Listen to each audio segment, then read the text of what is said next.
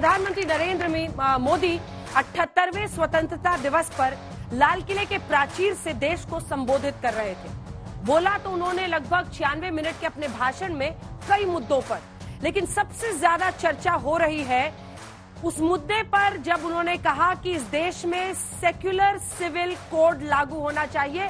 अब तक communal civil code चल रहा था। हर कोई जानता है कि भारतीय जनता पार्टी का 3 पॉइंट एजेंडा दशकों से रहा है, जिसमें सबसे पहले वो कश्मीर से अनुच्छेद 370 35 हटाने की बात करते थे, जिसको उन्होंने पूरा कर लिया है। दूसरा, राम मंदिर वो मैनिफेस्टो में लिखते जरूर थे, हालांकि वो हुआ सुप्रीम कोर्ट के फैसले से। और तीसरा, पूरे देश में यूनिफॉर्म सिविल कोड लागू करना। लेकिन कृषि कानून से लेकर कई कानूनों पर जबरदस्त विरोध का सामना करते हुए इस मुद्दे पर सरकार बैकफुट पर चली गई। राज्यों ने अपने तरीके से राज्यों में यूनिफॉर्म सिविल कोड लाने की तैयारी की। बार बार बीजेपी से पूछा जाता था कि क्या आप कोई सेंट्रल यूसीसी लाएंगे। बहरहाल पीएम ने अपने सोच का संदेश और संकेत साफ दिया है, लाल किले के प्राचीर से दिया है। अब अन्य पार्टियों को बताना होगा कि यूसीसी पर उनकी राय क्या है, या फिर जब पीएम सेक्युलर सिविल कोड कहते हैं तो फिर किन शब्दों में इसका विरोध होगा। हालांकि तमाम राजनीतिक पार्टियां इसका विरोध भी कर रही है। तालियों के साथ आप सभी का बहुत बहुत स्वागत। सिद्धार्थ यादव, राष्ट्रीय प्रवक्ता बीजेपी के, सुरेंद्र सिंह राजपूत जी, राष्ट्रीय प्रवक्ता कांग्रेस पार्टी के, तालियों के साथ स्वागत कीजिए। डॉक्टर नवल किशोर, प्रवक्ता आरजेडी के, तालियों के साथ स्वागत कीजिए। सत्य प्रकाश मिश्र जी, बहुत स्वागत है आपका, जेडीयू के नेता हैं। तौसीफ अहमद खान साहब, टीएमसी के सपोर्टर के तौर पर आपका खास स्वागत है, क्योंकि आज आप स्टूडियो में मुझे लगता है पहली ही बार आ रहे हैं। हल्ला बोल, बहुत स्वागत है आपका। बहुत सारे मुद्दे हैं, बंगाल के मुद्दे पर भी टीएमसी को कई सारे सवालों के जवाब देने पड़ रहे हैं, कोलकाता रेप केस पे। लेकिन इससे पहले कि हम चर्चा की शुरुआत करें, आइए आपको सुनाते हैं यूसीसी के मुद्दे पर प्रधानमंत्री ने लाल किले से क्या कहा और राजनीतिक पार्टियां क्या कहती।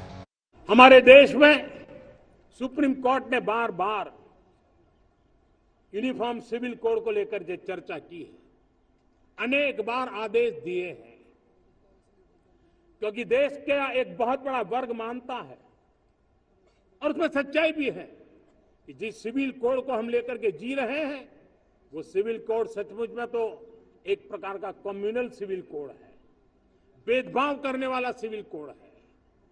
जो संविधान निर्माताओं का सपना था, उस सपने को पूरा करना हम सबका दायित्व है।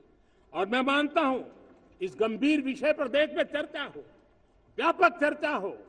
जो कानून धर्म के आधार पर देश को बांटते हैं, जो ऊंच नीच का कारण बन जाते हैं, ऐसे कानूनों को आधुनिक समाज में कोई स्थान नहीं हो सकता है। और इसलिए मैं तो कहूंगा, अब समय की मांग है कि देश में एक सेकुलर सिविल कोड हो। हमने कम्युनल सिविल कोड में 75 साल बिताए हैं, अब हमें सेक्युलर सिविल कोड की तरफ जाना होगा।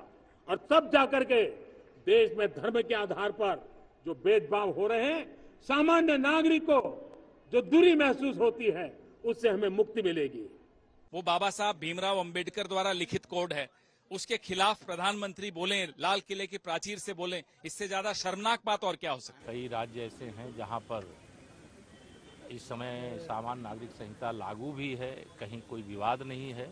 और अब देश की जरूरत है और उसके पीछे का उद्देश्य यही है कि किसी के साथ भेदभाव ना हो, सबके साथ न्याय हो। आपके खुद के संविधान में इसका उल्लेख और इसकी चर्चा है, सुप्रीम कोर्ट कहता रहा है, और देश के एक बड़े तबके में इसको लेकर के आपसी परामर्श चलता रहा है।